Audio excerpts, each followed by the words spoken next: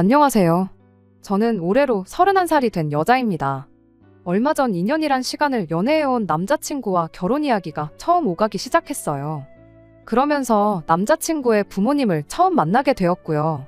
그리고 그날 남자친구한테 나랑 결혼하는 건 꿈도 꾸지 말라고 한마디 던져줬어요. 철면피 가족도 이런 철면피 가족이 따로 없더라고요. 남자친구는 후회할 짓 하지 말라고 하는데 제가 과연 정말로 후회할 짓을 한 건지 여러분들께서 한번 제 이야기 들어봐 주시고 객관적으로 판단 한번 해주세요. 저는 대학교를 졸업하자마자 바로 취직을 했어요. 좀 더 욕심을 내서 취직 준비를 한 1년에서 2년 정도 더 했으면 더 좋은 회사에 들어갈 수 있었을 것 같은데 세상 일이 마음먹은 대로 되지 않는 법인데 혹시 모르는 일이잖아요. 불투명한 미래보다는 확실하게 일찍부터 경력 쌓아서 이직을 할 계획으로 바로 일을 시작했습니다. 지금은 이직을 반쯤 포기한 상태입니다. 이쪽 업계가 인공지능이 발전하면서 안 그래도 부족한 자리가 더 없어졌거든요. 그래도 일한 기간이 길다 보니 연봉은 5천 정도로 저 혼자서 제 입에 풀칠하는 데는 모자람이 없는 만큼 벌고 있네요. 적어도 이 회사에서는 인공지능 때문에 일자리 빼앗길 일은 없으니 확실한 기회가 오기 전까지는 열심히 다니려고 하고 있어요. 남자친구는 저보다 5살이 많습니다. 돈은 남들 버는 만큼은 버는 것 같기는 한데 직업 특성상 정직원으로 한 곳에 오래 있지는 못하고 계약직 형식으로 해마다 회사를 옮겨 다녀요. 그래서 사실 남자친구한테 청혼을 받았을 때 조금 망설여지기도 해서 확답을 안 해줬쇼.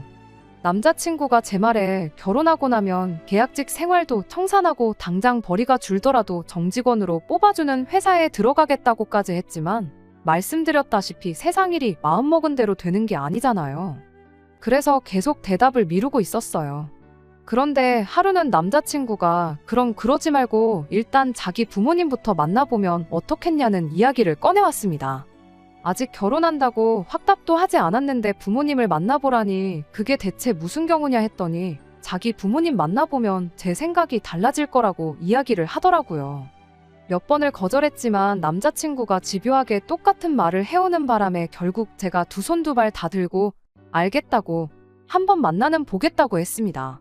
자리를 만든다기에 저는 당연히 어디 적당한 곳을 예약해두었을 줄 알았거든요. 그런데 남자친구 손에 이끌려 도착한 곳은 다른 곳이 아니라 바로 남자친구의 부모님 집이었습니다. 한 번만 제발 만나보라고 해서 가벼운 마음으로 나가기로 했던 자리였는데 대뜸 집으로 데려가니까 이게 결혼 준비를 하는 거나 마찬가지인 거 아닌가 하는 생각이 들었어요. 그렇게 생각하니 갑자기 그 자리가 불편하고 부담스럽기 짝이 없었습니다.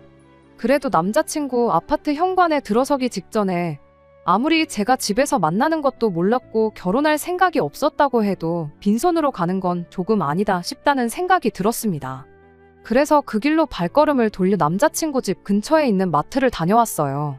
다행히 동네 마트에서 선물용으로 미리 포장된 과일 바구니를 팔길래 이 정도면 적당하겠다 싶어서 그걸 사갔어요.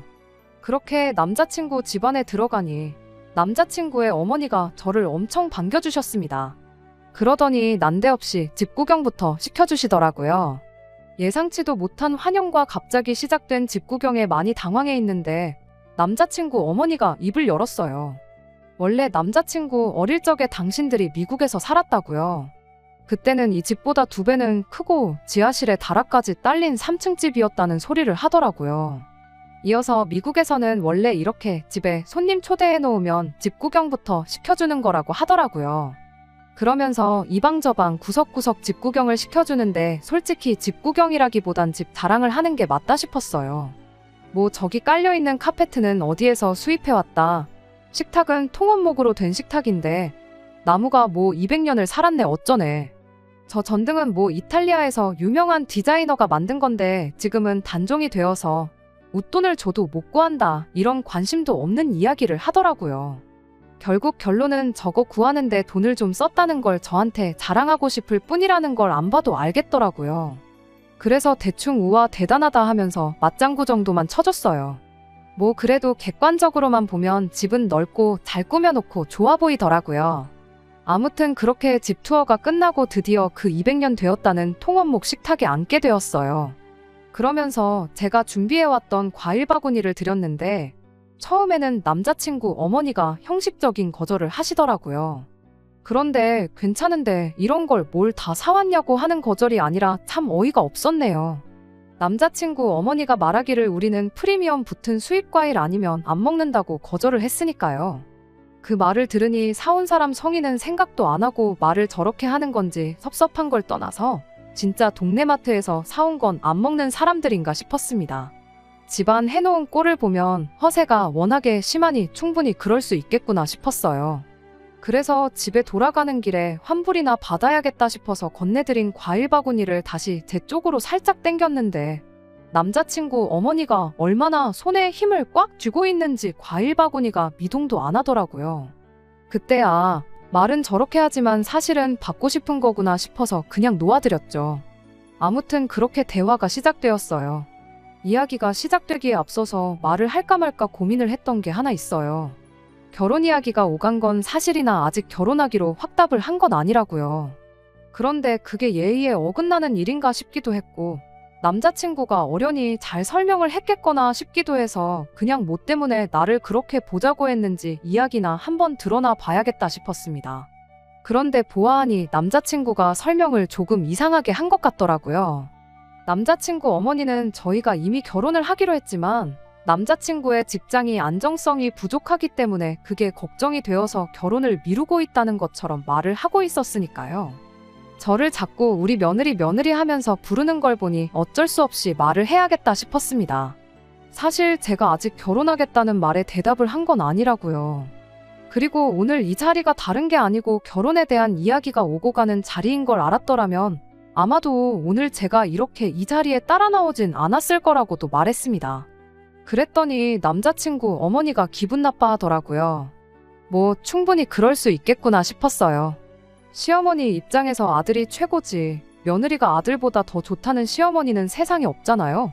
우리 아들 정도면 돈도 잘 버는데 뭐가 아쉬워서 그러냐고. 그리고 안정적이지 못하다고 하는데 우리 집 하나뿐인 아들인데 당신이 설마 아들 상황 힘들게 되면 당신들이 그런 아들을 가만히 두겠냐고.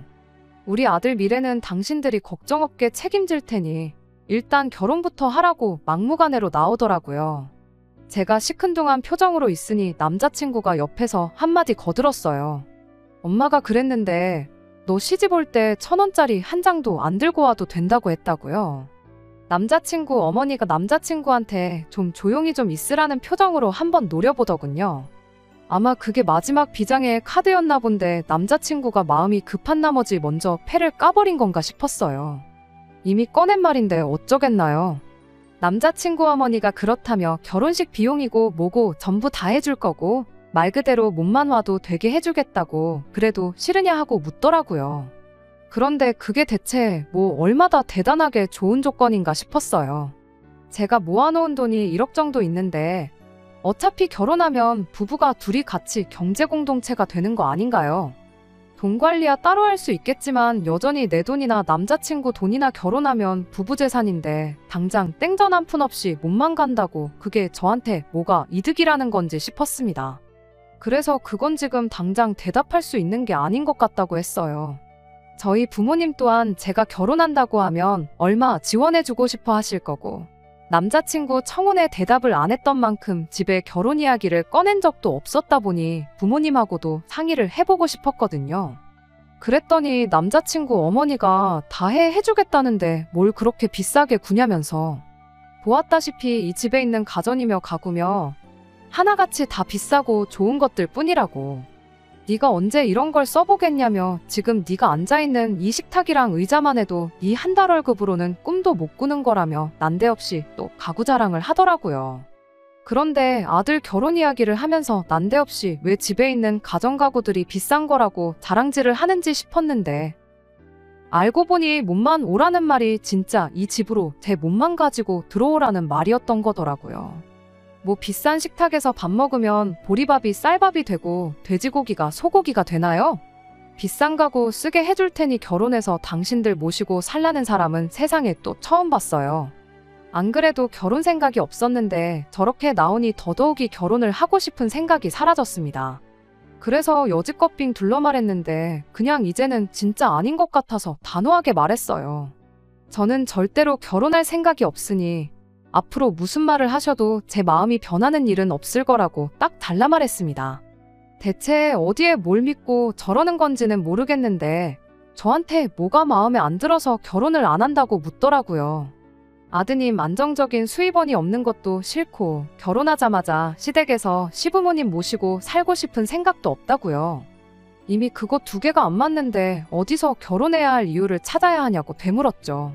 그랬더니 남자친구 어머니가 어이없다는 듯이 외아들 집안에 시집 오고 싶으면 모시고 사는 건 당연히 각오해야 하는 거 아니냐고 하더라고요. 남자친구 수입이 불안정한 건 자기들 돈이 많으니까 걱정할 필요가 없다는 겁니다. 그러면서 오히려 제가 이렇게 나오는 이유가 뭔지 모르겠다고 조금 있으면 인공지능한테 밀려서 일자리 빼앗길 일만 남은 인생 내가 구해주겠다는데 왜 이렇게 비싸게 구느냐고 하더라고요. 그냥 한 지붕 아래 같이 살면서 새로운 부모가 생겼다고 생각하고 남편 내조하면서 살면 좋은 거 아니냐고요. 아마 남자친구가 저에 대한 이야기를 전달하는 과정에서 자기 좋은 대로 이야기하고 남자친구 어머니도 자기 듣고 싶은 대로 이해했나 보더라고요. 남자친구도 옆에서 실실거리면서 엄마 말이 틀린 거 없다고, 그리고 제가 이 집에 시집와서 부모님도 잘 모시고 내조도 잘하면 자기도 좋은 회사에 취직할 수 있지 않겠냐는 소리를 하는 겁니다. 정말 어처구니가 없어서 한마디 했어요. 이미 들어와 살라고 할 때 결혼할 생각이 싹 달아난 상태라서 제 할 말 하는 건 그렇게 어려운 건 아니었습니다.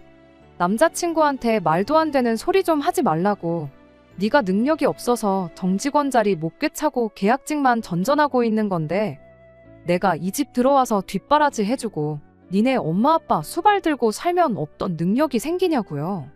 그리고 남자친구 어머니한테도 한마디 했어요. 보아하니 아들 뒷바라지 해주면서 동시에 두 분 모시고 살아줄 식모가 필요한 것 같은데 사람이 필요하면 구인공고를 내라고 했어요. 그리고 정직하게 돈 주고 사람 부리시라고요. 아들 팔아다가 공짜로 돈 한 푼 안 쓰고 며느리 부려먹을 생각이었나 본데 적어도 나는 아니라고요. 혹시 모르겠다고 돈 밝히는 사람 중에 어머님 재산 노리고 며느리 노릇 하겠다고 드는 사람도 있지 않겠냐 했죠. 그런데 앞만 생각해도 돈만 보고 결혼한 사람이 어머님 아버님 30년 동안 모시고 살지는 않을 것 같다고.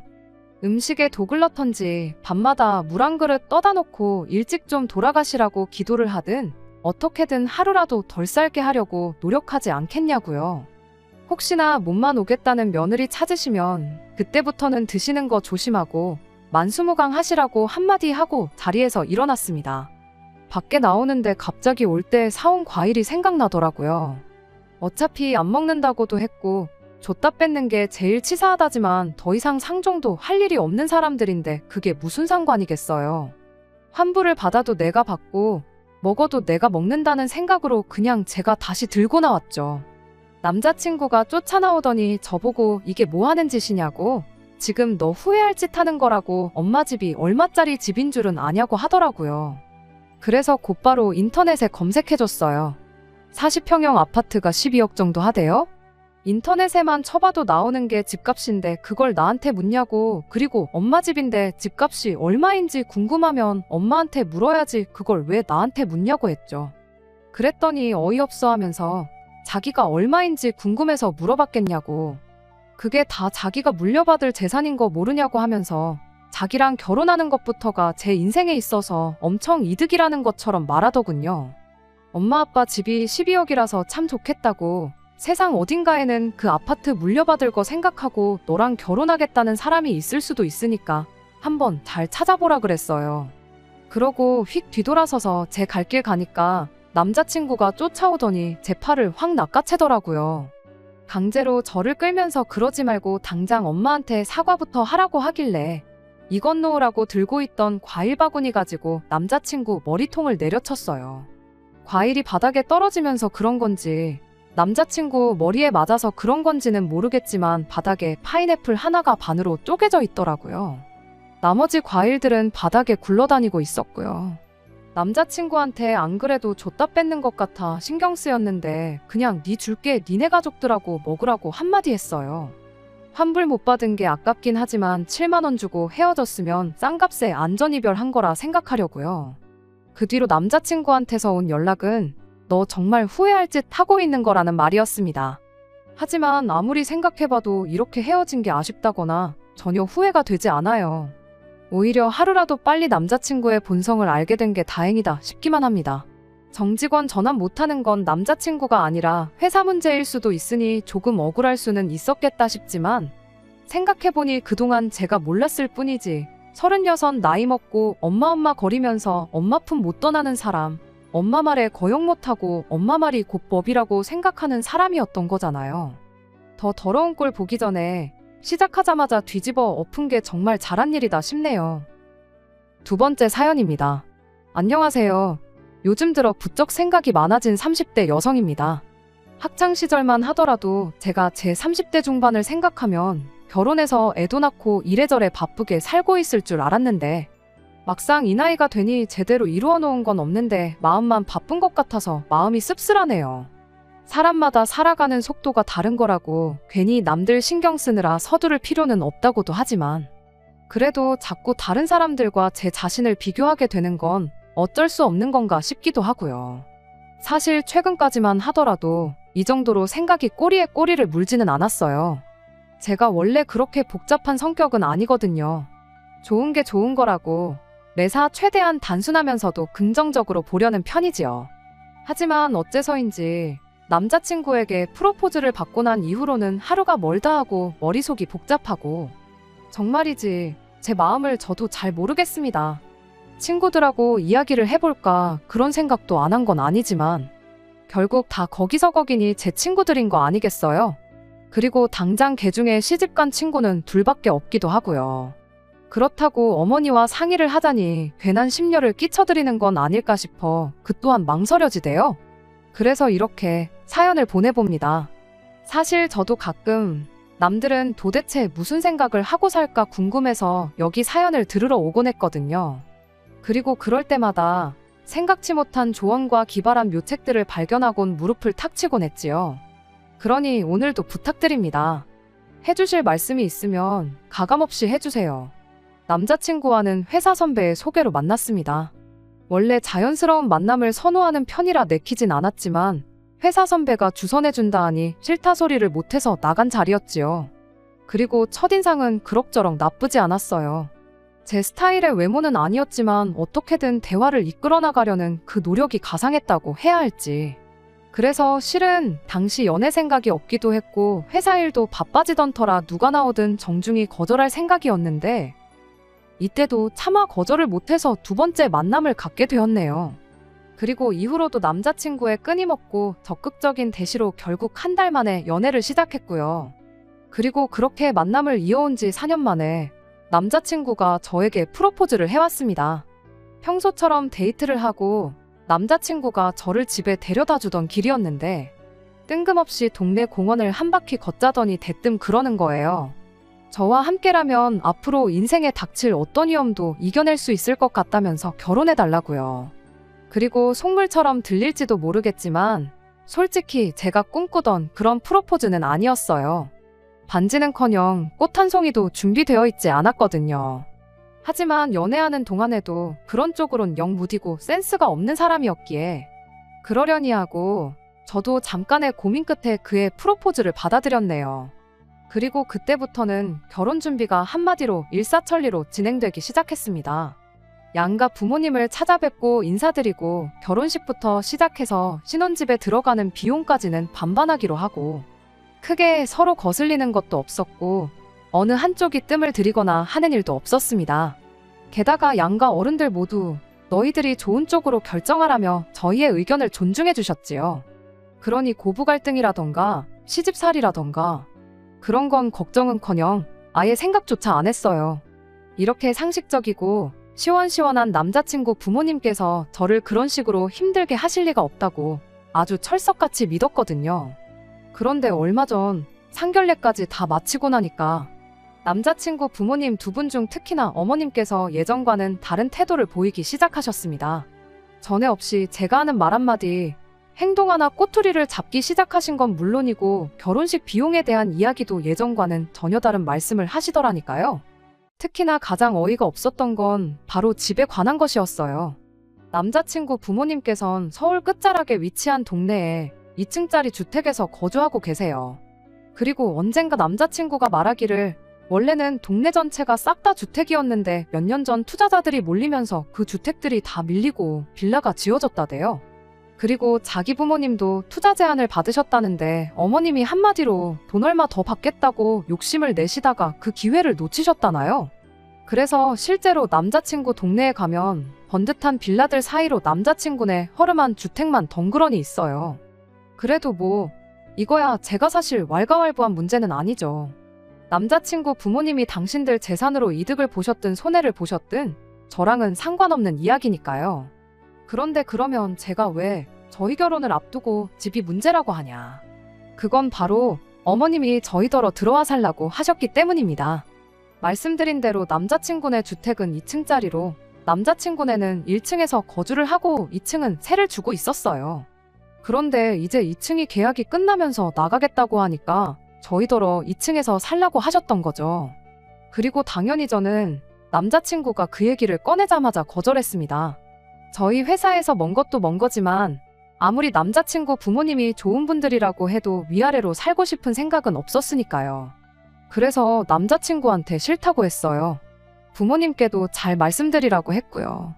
그런데 이튿날 남자친구가 하는 말이 말씀드렸는데 무척 섭섭해 하시더라면서 들어와서 사는 게 아니면 결혼 비용도 지원을 못 해주시겠다고 하더라나요. 그런 게 어딨냐고 따졌지만 남자친구는 우리가 돈을 맡겨놓은 것도 아닌데 어쩌겠냐는 식이었지요. 그래서 결국 며칠의 고민 끝에 들어가서 사는 걸로 마음을 다잡아 보려고 했는데 또 한 번 황당한 소리를 들었습니다. 어머님께서 기존 세입자가 냈던 전세보증금을 그대로 저희에게 요구하셨으니까요.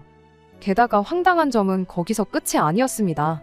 가령 전세보증금이 2억이라고 하면 당신 아들이 부담해야 할 몫은 어차피 당신이 결혼 비용을 지원해주기로 했었으니 시쳇말로 퉁치면 되는 거고, 그러니까 결국 저만 전세보증금에 해당하는 1억을 가져오라고요. 어이가 없었죠. 애시당초 제가 남의 집에 공짜로 살겠다 뭐 그런 생각을 한 건 아니에요. 그건 말도 안 되는 일이죠. 하지만 남자친구 부모님네 들어가서 사는 건 말 그대로 들어가서 살기만 하면 된다는 얘긴 줄 알았습니다. 들어와서 살지 말지에 따라 결혼 비용을 지원해주네 안 해주네 그런 이야기까지 오갔으니까요. 그런데 남들처럼 보증금 내고 계약서 쓰고 사는 거면 제가 굳이 왜 생돈을 들이면서 마음에도 안 드는 집에서 살아야 하냐고요. 그러니 제 입장에선 지금 나를 가지고 노는 건가 싶더라니까요. 물론 서울에서 집을 구하는 게 얼마나 힘든 일인데 그렇게라도 해주는 게 어디냐 하는 분들도 분명히 계시겠지만 그래도 저한테는 말이 안 되는 일이었어요. 이치에도 안 맞고 상식에도 어긋나는 일이었달까요? 게다가 그 집에 더더욱 들어가 살기 싫었던 이유는 저도 몰랐는데 남자친구 부모님이 얼마 전 남자친구의 외조부모님까지 모시고 살기 시작했다대요. 원래는 두 분 다 요양원에 계셨는데 얼마 전 주택 지하를 사람이 살 수 있게끔 고치시고는 모시고 오셨다고요. 그러니 제가 같이 살게 되면 그분들 수발을 과연 누가 들게 될까요? 장단컨대 머지않아 전부 다 제 일이 되고 말겠죠. 그리고 뭐 그 밖에도 남자친구의 외가친척들이 차로 20분 거리에 살고 있다는 점도 마음에 걸렸습니다. 이모님 삼촌은 물론이고 남자친구의 시집간 누나도 차로 40분이면 갈 수 있는 거리에 살고 있어요. 한마디로 집성촌이 따로 없달까요. 그리고 제 예상대로 남자친구를 떠보니 자기는 뭐 회사 생활로 바빠서 자주 빠지긴 하는데 그래도 이제 할머니 할아버지까지 오셨으니 예전보다 더 자주 모이지 않겠냐대요. 참고로 남자친구네가 주택이다 보니 앞에 코딱지만 하긴 해도 나름 마당이 있어요. 그리고 그 마당에서 종종 모여 고기도 구워 먹고 그런다는 걸 상견례 자리에서 남자친구 어머님이 자랑하듯 하시는 말씀을 듣고는 알게 됐지요. 그러니 제가 비록 남자친구한테 대놓고 말은 못했지만 남자친구랑 결혼해서 그 집에 들어가 살게 되면 그 가족 모임 뒤치다꺼리도 분명 제 몫이 될 게 분명했어요. 그래서 남자친구한테 역시 들어가서 사는 건 무리라고 했습니다. 진짜 백번양보해서 당신 누나처럼 너무 멀지 않은 곳에 신혼집을 구하는 거면 모를까. 한 집에선 같이 못 산다고요. 그랬더니 남자친구가 한 집이 아니고 1층, 2층으로 나눠져 있는데 도대체 뭐가 문제냐며 짜증을 내더니 그럼 결혼 비용은 못 받는 줄 알랍니다. 그리고는 자기는 도무지 어떻게 어머님한테 말씀을 드려야 할지 모르겠다면서 저더러 그냥 좋은 게 좋은 거라고 좀만 양보 좀 해주면 안 되냐는데 제가 정말 괜한 걱정으로 쓸데없이 고집을 부리고 있는 걸까요? 그리고 솔직히 결혼 비용은 그래도 어떻게든 받고 싶습니다. 저희 부모님이 해주시는 만큼 남자친구도 해오는 게 맞다고 생각해요. 아무리 남자친구를 사랑한다고는 해도 저 혼자 바리바리 싸가는 결혼은 하고 싶지 않은 게 솔직한 심정이에요. 정말 어디다 말도 못하겠고 골치만 아프네요. 안녕하세요. 얼마 전 남자친구 어머님의 억지에 골머리가 썩는다던 여자입니다. 잘 지내셨나요? 저는 잘 지내지 못했어요. 왜냐하면 결국 파혼하기로 했거든요. 파혼을 하고 나니 알터니가 쑥 빠진 것처럼 속 시원하면서도 한편으론 씁쓸한 마음도 듭니다. 파혼 자체를 후회해서가 아니라 지난 세월에 대한 허탈함 때문이겠지요. 아무튼 파혼을 하게 된 이유를 말씀드릴게요. 남자친구는 계속해서 도대체 어머님께 어떻게 말씀을 드려야 할지 모르겠다며 저를 압박해왔습니다. 마치 제가 이기적이고 계산적이라서 일을 어렵게 만든다는 식으로 한마디로 저를 나쁜 여자로 몰고 가기 시작했지요. 그리고 상황이 그러다 보니 결혼 이야기도 갑자기 진행이 안 되고 모든 게 지지부진하게 흘러가기 시작했어요. 그러니 저희 부모님도 답답해하시고 당사자인 저도 너무 골치가 아프더라고요. 원래 제가 또 성격이 어떤 일이든 한번 시작하면 어떤 식으로든 빨리 결과를 봐야 하는 사람이기도 합니다. 그래야 또 다른 일을 할 수 있으니까요. 그래서 이대로 가다간 죽도 밥도 안 되겠구나 싶어서 제가 직접 남자친구 어머님을 만나 뵙기로 했어요. 가서는 제 의견을 정확히 전하려고요. 그리고 그렇게 남자친구 집에 도착을 했는데 남자친구가 어머님한테 어느 정도 운은 띄워놨었는지 어머님의 표정이 영 좋지만은 않으시대요. 저를 좀 못마땅하게 보시는 눈빛이셨달까요? 그리고 가방을 내려놓고 제가 자리에 앉기가 무섭게 어머님께선 도대체 왜 2층에 들어와 살기가 싫은 거냐며 물으셨어요. 마음 같아선 정말 몰라서 이러세요 하고 싶었지만 차마 그럴 순 없잖아요. 그러니 최대한 애둘러서 말씀드렸습니다. 출퇴근 문제도 있고 뭐 그런 식으로요.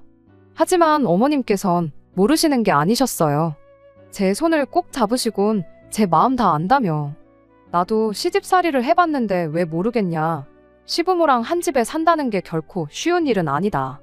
하지만 또 덧붙이시기를 그렇지만 지나고 나니 다 피가 되고 살이 되는 시간이었답니다. 그리고는 여자는 결혼하면 출가 외인이란 말이 그냥 있는 게 아니라며 원래 결혼하고 어느 정도는 시댁에서 같이 살아야 되는 게 맞다고요. 그리고 저는 솔직히 어머님이 하시는 말씀이 전혀 귀에 들어오지가 않아서 그냥 바닥만 보고 있었어요. 그랬더니 어머님께서 당신이 설마 당신 아들을 평생 품에 끼고 살겠냐고 때가 되면 독립시켜줄 거니 걱정하지 말라대요. 그래서 제가 그때가 언제냐고 여쭤봤어요. 막말로 그 언젠가가 하루가 될지 10년이 될지는 아무도 모르는 거니까요. 그랬더니 정확히 언제다 라고 약속은 못 해주신답니다.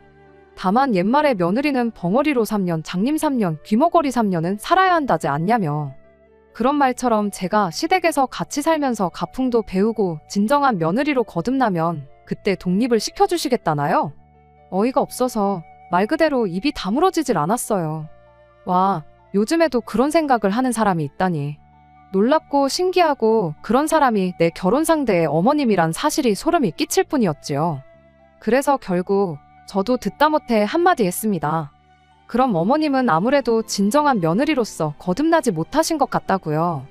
시할머님한테 시집살이까지 겪으셨다면서 어째서 지금 어머님 부모님을 모시고 사시냐고. 게다가 제가 알기로 아버님 형제분들은 다들 지방에 계시는데 어머님은 형제자매분들이 다 지척에 살고 계시지 않냐. 아니면 혹시 어머님이 저한테 가르쳐 주시려는 가풍이 처가살이 같은 거냐 여쭙습니다. 그리고는 그런 거라면 걱정 마시라고. 어머님 말씀을 듣고 나니 차라리 제가 남자친구랑 저희 부모님 댁에 들어가서 살면 되겠다고요. 저희 부모님 댁에도 남는 방이 하나 있으니 사는 건 걱정 안 하셔도 되고 결혼 비용도 안 해주셔도 된다 했습니다. 저희 부모님은 저희한테 방세 같은 거 받으실 분들은 아니라고요. 그랬더니 그때부터 어머님이 말 그대로 눈을 희번덕거리시면서 저더러 미쳤냐입니다. 어디라고 말을 그따위로 하냐면서 저더러 니네 엄마가 너를 그따위로 가르쳤냐는데. 그래서 저희 부모님은 저한테 부당한 대우를 받을 땐 참지 말라고 가르치셨다고 했어요. 그리고는 어머님께는 그러는 어머님은 가정교육을 제대로 못 받으신 거냐 아니면 시집살이 당하시는 동안 제대로 깨달으신 게 없으신 거냐 받아쳤거든요. 그랬더니 말 그대로 개거품을 무시고는 당신 아들하고 결혼할 생각이면 꿈깨랍니다. 저 같은 며느리 당신이 절대 허락 못한다고요. 그래서 저도 보란듯이 앞에서 깔깔 웃으며 그것 참 다행이라고 했어요. 저야말로 어머님 아들 같은 남자하고 결혼할 생각은 이제 눈꼽만큼도 없는데 또 구질구질하게 매달리고 그러면 어쩌나 걱정이 많았다고. 그러니까 혹시나 어머님 아들이 저한테 그러거든 어머님이 책임지고 떼달라고 했죠. 그리고는 뒤도 안 돌아보고 나오는데 남자친구가 쫓아나오면서 제 손목을 쥐더니 이렇게 가면 어떡하냐고. 그래도 일단 어머님한테 사과는 한마디 하고 가랍니다. 안 그러면 자기 엄마 쓰러지신다고. 그러면 진짜 그땐 제가 감당 못할 거라나요? 그래서 내 알바냐고 감당할지 못할지는 두고 보면 알겠지 하곤 남자친구 손을 뿌리쳤어요. 그리곤 네가 제일 문제라니까. 자기는 지금까지 아무 말도 안 했는데 왜 자기가 제일 문제냐입니다. 그리곤 저더러 정말 바보 같다면서 일단 2층에 들어와서 살다 보면 언젠간 주택 자체가 우리 거가 될 텐데 왜 계산을 못하냐대요? 그래서 계산 잘하는 너나 평생 붙어 살라고 했어요. 우리 거는 개뿔. 그때 가서 또 제 몫이라도 찾으려면 이보다 더한 진흙탕 싸움을 해야 될지도 모르는데 하나를 보면 열을 알고 피는 못 속인다고. 저런 엄마 밑에서 자란 아들이 뻔하잖아요. 아무튼 그렇게 남자친구랑 결국 파혼했고 파혼 자체에 대한 후회는 개미오줌 만큼도 없습니다. 지난 세월을 생각하면 솔직히 여러 가지로 여전히 심란합니다만 100세 시대라는데 고값 몇 년 때문에 후회할 결정을 내릴 수는 없잖아요. 마지막으로 강단 있게 행동할 수 있었던 건 제 사연에 관심을 가져주신 여러분들 덕분이었다고 생각해요. 다시 한번 피가 되고 살이 되는 조언을 남겨주셔서 진심으로 감사드리며 앞으로도 살아가는 동안 여기서 얻은 용기와 지혜를 잊지 않겠습니다. 끝까지 들어주셔서 감사합니다. 오늘의 사연은 여기까지입니다. 구독과 좋아요, 알람 설정 부탁드리고 더 좋은 사연으로 다시 찾아뵙겠습니다. 감사합니다.